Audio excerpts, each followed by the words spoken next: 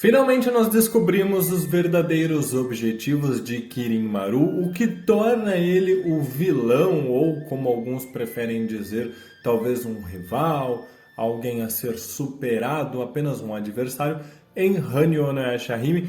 Mas sendo bem honesto com vocês, considerando as informações que nós tivemos recentemente, acho que a gente pode colocar ele sim no campo dos vilões, mas a gente vai falar sobre isso e sobre muitas outras coisas, as novas espadas que foram apresentadas. Quem acompanha o canal sabe que eu sou o louco das espadas. Também vamos falar um pouquinho sobre o comportamento da Towa em relação a Rin e também o que levou Sesshomaru a destruir a borboleta dos sonhos e colocando a Rin em perigo novamente. Isso e mais coisas aqui na análise do episódio 29, o quinto episódio da segunda temporada de Hanyo no Yashahime, que esteve incrível. Olá meus queridos, eu sou o Avalon das páginas Avalon Geek e vamos tentar aqui nos estabilizar. Essa temporada toda está sendo muito incrível, vários acontecimentos, mas eu acho que o mais importante, várias respostas. Sério, a gente teve muitas respostas. Se nós juntarmos aí esses primeiros 5 episódios, a gente praticamente já sabe tudo, pelo menos as coisas mais importantes do plot de Hanyo no Yashahime. Então, independente de você ter visto ou não o episódio, se você tá vendo esse vídeo no futuro, saiba que esse vídeo aqui vai te ajudar a entender um pouquinho mais as motivações de Kirin Maru e também um pouquinho de Sesshomaru, coisas que a gente ouviu falar lá no episódio 4 da primeira temporada, a gente entender como os dois seguiram o mesmo caminho, por que Kirin Maru quer trazer uma era decadente a este mundo e tudo mais. Então já deixa o seu like pra gente bater aquela meta de 700 likes e continuar fazendo as análises semanalmente. Inclusive, já comenta aí qual a sua cena favorita desse episódio, o que você mais gostou de informação que a gente teve. Foi Arion? Foi o passado do Kirin Maru com a sua filha? Foi descobrir sobre a espada? Foi descobrir sobre o que o Sesshomaru fez pra dar um empurrãozinho ali na Setuna? Enfim, várias coisas que a gente vai falar aqui. Eu quero começar falando justamente a respeito da Towa e da maneira como ela vem se comportando, porque eu tô vendo que tá gerando algumas polêmicas aí pelo fandom. E bom, quem participou das últimas lives que a gente andou fazendo aqui no canal sabe que eu levantei aquela questão a respeito da possibilidade de uma resistência da parte dela não ser tão empática, ela talvez não se abalar tão facilmente em relação a Rin, né, a situação da Rin, quando ela encontrou com a Rin lá no episódio passado, presa dentro da árvore, pelo fato de que para ela aquela figura, embora seja dita para ela que é a mãe dela, ainda é uma pessoa estranha. E diferente da Cetus, né, que não tem lembranças, que não tem uma figura familiar, seja materna, seja paterna, a Towa tem. Ela teve a Moe e teve o Sota. Então talvez ela tenha uma certa dificuldade ali em colocar a Rin naquele papel de mãe, o Sesshomaru no papel de pai, para poder já desenvolver sentimentos por eles. Pelo menos por enquanto. Mas aqui eu percebi que a polêmica ganhou mais força em relação à Towa pelo fato de que, além de novamente ela não se sensibilizar muito quando Sesshomaru fala da maldição da escama prateada e sobre como a Rin poderá morrer, a gente ainda teve a cena da Towa se compadecendo com a história da Arion. E aí ficou todo mundo meio, tá, mas pra tua mãe você não se abala, mas pra menina morta que você acabou de conhecer, você tá querendo abraçar. E bom, vamos lá. Não tô querendo passar pano, mas tô tentando achar uma resposta lógica do porquê os diretores, os produtores estão trabalhando a Towa dessa forma. Eu acho que a Towa tem sido uma das personagens mais controversas no sentido das pessoas compreenderem a personalidade e os sentimentos dela, como ela se apresentou no começo da temporada e depois como ela foi se tornando cada vez mais preocupada, aquela irmã mais gentil. E o que eu quero dizer aqui pra vocês é que, pra mim, essa postura dela em relação a Arion é um reflexo do que a Towa é. O fato de a Towa ser a irmã mais velha, super protetora. Lógico, uma situação diferente da situação que ela teve com a Rin, mas de repente ela se deparou com uma criança, pelo menos aparentemente uma criança, né? Alguém que aparenta ser mais nova do que a Towa, mais indefesa, contando uma história trágica do passado, e ela provavelmente projetou aquele amor de irmã que ela tem pela Setsuna e pela própria Mei na Arion, e então quis ajudá-la, quis protegê-la. Eu acho que é a explicação que mais faz sentido pra mim, pra justificar o porquê ela se emocionou tanto, porque ela se abalou tanto com a história da Arion, e com a Rin ela ainda não demonstrou muitos sentimentos. A gente sabe que ela vai auxiliar na jornada da Setsuna para resgatar a mãe, ninguém tá falando que ela não se importa com a Rin. Então eu acho interessante a gente tentar debater esses assuntos, porque estão sendo polêmicas no Twitter, inclusive internacionalmente, para tentar achar uma resposta. Não estou querendo dizer que a minha resposta, que o Avalon aqui é quem vai dar a resposta que o fandom inteiro está procurando. Mas eu estou tentando encontrar aí uma justificativa que para mim soa minimamente coerente para esse comportamento da Toa. Enfim, aproveitando o gancho de Toa, Rin, vamos falar logo do Sesshomaru e do porquê que ele destruiu, cortou a borboleta dos sonhos da Setsuna. Inclusive, adeus borboletas, né? Agora a gente já não tem mais nenhuma, acabou, não quero mais saber de borboleta de outra cor. Mas como a gente também tinha discutido em uma live, ó, participar das lives aqui do canal vale super a pena, porque a gente super teoriza, às vezes não dá tempo de gravar vídeo teorizando, a gente faz isso em live com os comentários de vocês, é incrível. E bom, a gente já tinha discutido aqui em live a respeito de que eu entendia particularmente que o Sesshomaru faria isso sim, ele iria destruir a borboleta dos sonhos para criar uma certa pressão na Setsuna para que ela conseguisse dominar a Yukari no Tachikiri e então finalmente romper o laço da Rin com a Zero. Isso porque a Setsuna já está ciente do problema, ela já sabe que ela é a única que pode fazer isso e não seria surpresa, pelo menos não me parece nem um pouco surpreendente, essa conduta do Sesshomaru. Quando ele saca a Tenseiga, ele fala simplesmente que falta determinação na Setsuna. Então, da mesma forma que o Sesshomaru confiou que a Toa conseguiria trazer a irmã de volta usando a Tenseiga, ele está confiando que a Setsuna vai conseguir salvar a mãe com a Yukari no Tachikiri. É o mesmo tipo de comportamento. Ele confia nas filhas, ele acredita no potencial delas, mas ao mesmo tempo ele está percebendo que há necessidade de um desenvolvimento dos poderes delas e que esse desenvolvimento só vai acontecer, infelizmente, por meio de uma certa pressão. E eu falo que não me surpreende porque Ino no Taisho fez isso incontáveis vezes. Se a gente lembrar que Ino no Taisho deixou a Tenseiga confiando que o Sesshomaru em algum momento iria desenvolver compaixão em seu coração, para que então o Totosai liberasse ondas lunares das trevas, o Sesshomaru então procurasse pela mãe dele, que tinha recebido, herdado ali a Pedra do Meidō, para que o Sesshomaru aperfeiçoasse a técnica e no final ainda devolvesse para o Inuyasha. Olha só a capacidade de confiar nos filhos que esse homem teve para fazer esse esquema todo e que, tudo bem, é roteiro, mas deu certo, né? Então, se ele fez tudo isso e ninguém reclamou, eu não acho que deva haver muita surpresa aí com o fato de Sesshomaru acabar colocando a Rin em perigo pelo fato dele confiar que a Setsuna vai conseguir salvar a mãe. Mas eu fico muito feliz em ver que esse plot está avançando para sua possível conclusão, da mesma forma que o Sesshomaru cita o fato da Moroha ter encontrado com o Inuyasha, já dando uma brechinha ali pra gente de que em algum momento ele vai ajudar ela a encontrar os pais, não sei. E por fim, vamos falar de Rion e Kirin-Maru. Finalmente nós descobrimos o plot do Kirin-Maru, a trama dele, o objetivo dele. Nós descobrimos que a Rion, infelizmente, está morta, o que justifica ela aparecer daquela forma meio transparente esse tempo todo, e que ela morreu 600 anos atrás. Algumas pessoas me perguntaram, Avalon, quando exatamente que ela morreu?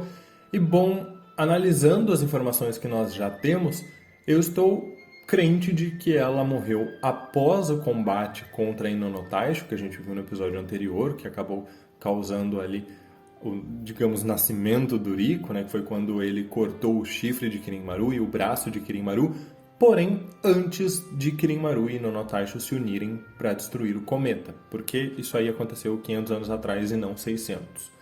Então, em algum momento pós essa primeira luta de Kirin-Maru e Ino no Taisho, Arion acabou falecendo. Mantenho a minha teoria da live. Acidentalmente, Kirin-Maru acabou acertando a sua filha. Vamos por aí, de repente o yokai desviou, alguma coisa assim. E ele acabou matando Arion por acidente. E não pediu ajuda para Ino no Taisho por dois motivos. Um, talvez ele não soubesse da espada Tenseiga, da capacidade dela em trazer os mortos de volta à vida. Talvez fosse isso. Ou talvez simplesmente tenha passado o limite de 1 hora. Como também, o que eu acho que é o mais provável, pode ser uma questão de orgulho. Nós pensarmos que Kirin Maru e Nono Taisho começaram como rivais, como adversários, inimigos mesmo, até chegar no momento de unirem forças no cometa. Então, nesse contexto, até então, nos parece que eles eram simplesmente inimigos, ou seja, pode ser perfeitamente o orgulho de Kirin Maru que o impediu de pedir para que o Toga salvasse a sua filha, porque eu não acho que ele negaria esse pedido. Mas, se ninguém pediu, ele não tinha como adivinhar, sei lá. Foi então que, não superando, não aceitando a morte de sua filha, ele prendeu a alma dela, o espírito dela no Monte Musubi, ligou ela com a sua por conta da borboleta dos sonhos para que pudessem se encontrar no sonho. Então a relação do sonho estava certa, lá que a gente conversou na análise do vídeo passado, do episódio passado, mas a gente não sabia que a Arion estava morta e era esse o motivo dela ficar presa lá no Monte Musubi. Não só uma questão de proteção, porque a própria Monoha fala que o Kirin Maru é super protetor, então eu mantenho aquela ideia de que ela não estava só presa lá, ela estava protegida, mas também pelo fato dela ter falecido. Então era o que meio que a mantinha viva, pelo menos nos sonhos do Kirin Maru. Enfim, considerando que agora ela é uma Kikyo 2.0, mas deu algum erro ali nas perninhas dela, porque o Rico fala que ela não anda direito, enfim, Kikyo não tinha esse problema não, sei lá se é de repente falta de absorver umas almas, não sei. Mas a gente passa para um outro ponto importante, que é o objetivo do Kirin Maru. Para poder salvar a sua filha de uma forma nem um pouco prática, Kirin Maru decidiu então trazer a Era Decadente àquele mundo. O que fica subentendido pra gente? Ele quer encontrar o Akuro para poder mover o moinho do tempo e então voltar no tempo para salvar Arion de quando ela foi morta. Fica bem claro para mim que é isso, não foi dito com todas as letras que esse era o objetivo dele, mas para mim tá muito claro isso. Inclusive a gente conversou no Twitter, algumas pessoas, a respeito de que talvez ele tivesse 2 objetivos. Passado para salvar Arion e futuro para impedir o cometa. Justamente por isso que ele está atrás do Akuro, e por isso pode ser este um dos motivos que fizesse a Árvore das Eras dizer que ele, querendo trazer a Era Decadente, precisava ser impedido juntamente com Sesshomaru, porque os dois seguiram o mesmo caminho. Seguiram o mesmo caminho porque, pelo menos em teoria, o Sesshomaru também deveria estar atrás do Akuro, então eles estão seguindo esse caminho, encontrar o Akuro, ao mesmo tempo que eu também entendo que eles seguiram o mesmo caminho porque os dois se tornaram egoístas o suficiente para abrirem mão, digamos, de um bem-estar geral em detrimento para salvar aquela que eles mais amavam. No caso, Kirin Maru, a filha, e o Sesshomaru, a Rin. Por quê? Porque dá a entender pra gente lá no episódio 23 que a vida da Rin, o tempo dela parado lá dentro da árvore, também está relacionado com o moinho do tempo, porque quando ela e a Zero morrem, o moinho se move. Então fica ali subentendido que talvez as atitudes do Sesshomaru, assim como o objetivo do Kirin Maru em mexer no tempo, podem estar interferindo e podem acabar causando algum problema em relação à Era Decadente, até porque a gente teorizou no vídeo passado sobre o que está acontecendo lá no futuro, né, a Era da Toa e o Osamu Kirin, então eu vou deixar o vídeo aqui nos cards para vocês entenderem melhor. Pode estar relacionado também ao tempo da Rin, pode ser esse o motivo de que ele também é considerado como seguindo o mesmo caminho que o Kirin Maru. Isso torna o Kirin Maru, ao meu ver, um personagem muito melhor, muito mais profundo, porque honestamente me dá uma profundidade no sentido de que agora eu entendo que o Kirin Maru, se quiser, ele tem motivos para fazer qualquer coisa. É meio que ele tem uma justificativa, uma licença poética, eu diria, para ser um vilão. Ele não consegue admitir, não consegue aceitar a morte da filha, e este é o principal sentimento que move ele nas ações que ele vem a ter. Então, por piores que possam ser as ações futuras de Kirin Maru, ele não é necessariamente mau, mas ele vai fazer o que estiver ao alcance dele, o que for necessário para salvar a filha. Isso é muito interessante no personagem, para o desenvolvimento dele, para ele não se tornar aquele personagem que a gente não sabia se era vilão, se não era, porque eu não acho que ele é vilão, mas ele pode chegar a se tornar se a vida da Arion depender disso. Então, principalmente considerando que ele está disposto a trazer essa era decadente e a destruir tudo, colocar a vida daquele mundo em risco para salvar só a filha. Um sentimento totalmente egoísta, que pode acabar tornando ele um vilão, sim. Mas falando sobre as espadas e sobre o Kirin Maru, o que ele quer no futuro, eu achei bem interessante, aí lendo alguns comentários até de vocês no Instagram, porque Arion comenta bem no comecinho do episódio que várias criaturas, espíritos, tentaram ir atrás da Kyoyokon, que é aquela raiz que a Toa estava em busca, justamente por ser algo muito poderoso, né? E o que me leva a crer que o Kirin Maru colocou aquela raiz dentro do Monte Musubi, protegido com Arion, também para impedir que alguém obtivesse essa raiz, já que era a única coisa que ele temia pelo fato de absorver e expelir poderes ilimitados de energia sinistra. Então, vamos pensar, essa espada, que a gente sabe que vai se tornar uma espada, se torna nesse episódio, com poder de absorver energia sinistra, energia demoníaca, que seja, nas mãos da Toa, que já fazia isso por conta própria, se torna uma arma com potencial gigantesco, principalmente contra o Kirin Maru. Vamos lembrar que no episódio 24 a Toa só perdeu para ele porque não conseguiu absorver toda a energia demoníaca dele. Então, parece que a nossa revanche vai chegar. Mas mais interessante é a gente descobrir o porquê que o Kirin Maru tinha essa Kyoyokon. Tô supondo que esteve com ele em algum momento porque estava com Arion lá dentro do monte. E eu acredito que ele colocou ali com ela dentro do monte para proteger, para impedir que qualquer pessoa tivesse acesso àquela raiz, justamente pelo fato de ser a Zanseiken, uma espada gêmea da espada que o Kirin Maru impunha. Vocês sabem que eu fiquei muito feliz em saber que finalmente deram um nome para a lâmina do Kirin Maru, porque eu sou o cara que adora as espadas que a Rumiko cria. Tanto a Bakuseiken quanto a Zanseiken foram espadas criadas pelo Deus das Estrelas, que eu não vou nem me atrever a tentar pronunciar o nome, mas o importante disso, né, que tem a Zanseiken, a espada cortadora de estrelas, e a Bakuseiken, que é a espada explosiva de estrelas, é nós percebermos essa relação, digamos, gêmea. Isso me lembra muito Harry Potter com aquela questão das varinhas, a varinha do Voldemort e a varinha do Harry, que eram gêmeas e uma se opunha à outra. Me lembra muito isso e isso me parece muito interessante, como essas duas espadas, digamos, gêmeas, vão reagir quando estiverem uma em confronto com a outra. É só a gente pensar que Tessaiga e Tenseiga juntas ressoavam. Agora imagina se você colocar Tessaiga e Tenseiga para confrontar, o que aconteceu com aquela história do espelho da cana, mas aqui a gente pode ter isso novamente com essas duas espadas. Inclusive, o fato delas serem espadas que no seu nome já fazem menção à destruição de estrelas, me faz pensar que as duas serão importantes no futuro para a destruição do cometa na Era Moderna. Vamos pensar aí, de repente, Kirin Maru precisa ir para o futuro e será a Toa quem irá auxiliá-lo no momento de destruir o cometa, as duas lâminas unindo forças. Mas além disso, o que eu queria comentar, que foi uma das perguntas que eu recebi no Instagram.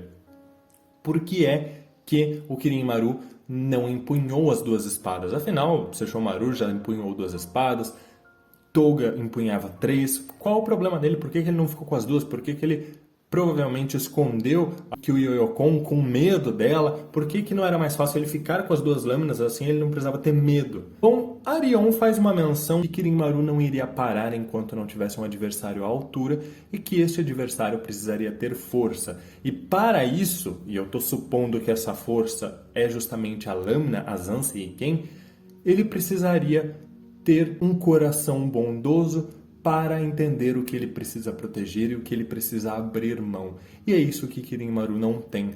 Por mais que eu não ache que Kirin Maru tem um coração ruim, eu acho que ele até tem um coração bondoso, ele não consegue compreender o que ele precisa abrir mão. E é nesse ponto onde eu acho que ele não se torna capaz de empunhar a Zanseiken. Ele não consegue abrir mão da Arion, da filha dele. E essa falha no coração dele, nos sentimentos dele, o impediu de alguma forma de empunhar a Zanseiken. Então essa força que Arion fala, que ao meu ver é justamente essa lâmina, é justamente um motivo de Kirin Maru não conseguir empunhar as duas espadas, o que faz com que a espada oposta à espada que ele carrega seja justamente o seu maior temor. Não só por absorver energia sinistra, mas também pelo fato de ser a única lâmina que ele provavelmente não conseguiria empunhar dentro desse contexto aqui, e por ser tão poderosa quanto a lâmina que o próprio Kirin Maru empunha. Ou seja, é uma lâmina poderosa como a dele, só que ele não consegue usar por não conseguir abrir mão da filha. Enfim, são algumas reflexões aqui sobre o episódio. Eu gostei muito desse episódio, cara, teve muitas respostas. Eu acho que tirando a questão do cometa, que a gente ainda vai descobrir como eles vão resolver e dessa bagunça no tempo lá no futuro, a gente já tem resposta para praticamente tudo aqui em Hanyo. Então, comenta aí pra mim se vocês ainda têm alguma dúvida em relação à trama, pra gente perceber se ainda tem algo pra ser respondido ou não, e também o que vocês acharam do episódio, o seu momento favorito, o que vocês acharam dessas espadas, o que vocês acham da relação da Toa com a Rin, a maneira como ela vem se comportando. Enfim, contem tudo nesses comentários, porque eu fiquei realmente muito empolgado com esse episódio. Meus queridos, muito obrigado por tudo. Lembrem-se que vocês me ajudam muito deixando o like pra gente bater a meta. E também, se puderem, eu ficaria muito feliz se vocês compartilhassem nos grupos e nas redes sociais que vocês participam, para que mais pessoas conheçam o trabalho aqui do canal. Muito obrigado por tudo, um grande abraço e até mais!